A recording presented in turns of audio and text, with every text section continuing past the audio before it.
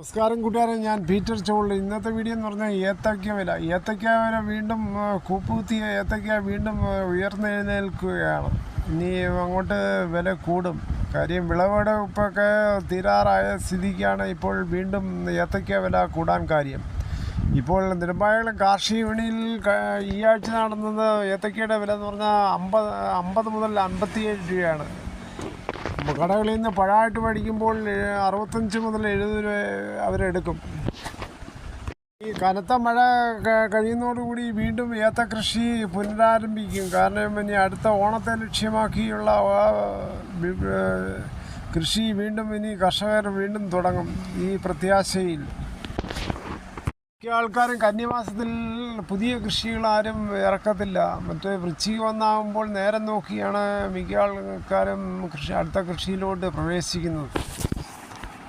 നാടൻ കൊലകളിൽ ഇപ്പോൾ കർഷകർക്ക് പ്രിയം 5 മാസം കൊലയ്ക്കുന്ന വാഴവിത്തുകളാണ് ഇപ്പോൾ. അതായത് മഞ്ചേരിക്കുള്ളൻ. അത് 5 മാസം കഴിയുമ്പോൾ കൊലയ്ക്കുകയും 8-ാം മാസം കൊല വെട്ടി കൊടുത്ത് കാശ് പിടിക്കുകയും ചെയ്യാം.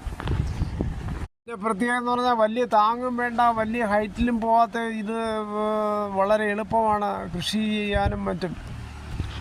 ഇതിന് പുറമെ നാട്ടിൻ പ്രദേശങ്ങളിൽ ഇടവഴികൾ മൊത്തം ഇപ്പോൾ കാട് കയറി കിടക്കുകയാണ്. ആരും നോക്കാനില്ലാതെ ഇങ്ങനെ മനുഷ്യവാസം പോലും ഇല്ലാത്തത് ഇങ്ങനെ കാട് കയറി കിടക്കുമ്പോൾ അതിനിടയ്ക്ക് ഇഴജന്തുക്കളും പന്നിവാസങ്ങളും പട്ടിയൊക്കെ കിടക്കുകയാണ്.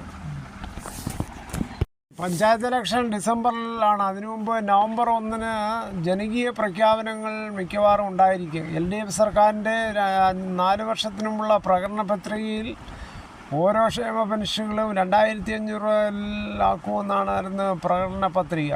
ഇതുവരെ 1600 രൂപയാക്കി. ഇനി ഇപ്പോൾ പഞ്ചായത്ത് ഇലക്ഷന് മുമ്പ് 200 രൂപയുടെ കൂട്ടി 1800 രൂപയാക്കും. പിന്നീട് വീണ്ടും ഇത് കൂട്ടും. ജനങ്ങൾ ഉറ്റുനോക്കിയാണ് 2500 രൂപ എന്ന മോഹന പ്രകടന പത്രികയിലെ വാഗ്ദാനം. പഞ്ചായത്ത് ഇലക്ഷൻ്റെ കരട് വിജ്ഞാപനം നവംബർ ആദ്യം തന്നെ ഉണ്ടായിരിക്കും. അതിനു മുമ്പാണ് ഈ പ്രഖ്യാപനം വരുന്നത്. പ്രകടന പത്രികയിൽ ഘട്ടം ഘട്ടമായിട്ട് ഇങ്ങനെ 200 വർദ്ധിപ്പിച്ച് അവസാനം 2500 രൂപ ആക്കുമെന്നുള്ള ശുഭപ്രതീക്ഷയിലാണ് മിക്ക ക്ഷേമ പെൻഷൻ ആൾക്കാരും.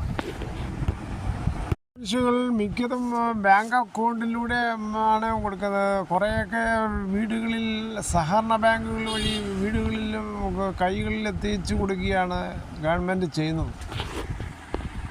5 തവണ കുടിശ്ശിക ഉണ്ടായിരുന്നത് അത് ഇപ്പോൾ ഘട്ടം ഘട്ടമായി ഇനി ഒരു കുടിശ്ശികയാണ്ടേ കൊടുക്കാറുള്ളത്. ഉത്സവ സീസണുകളിലൊക്കെ ഓരോ കുടിശ്ശികൾ അധികമായി തീർത്താണ് സർക്കാർ ഇത്രയും ഇതിലെത്തിയത്. ജനങ്ങൾ ആകാംക്ഷയോടെ കാത്തിരിക്കുകയാണ് നവംബർ 1-ന് പുതിയ പ്രഖ്യാപനം കാതോർക്കാൻ. അതോടുകൂടി ഈ വീഡിയോയുടെ പൂർണ്ണമാകും. ഇത്രയും സമയം ക്ഷമയുടെ കേട്ടിന്ന് വളരെയധികം നിങ്ങൾക്ക് ഇഷ്ടമായെങ്കിൽ ഒരു ലൈക്ക്, ഒപ്പം നിങ്ങളുടെ വിലയേറിയ അഭിപ്രായങ്ങൾ.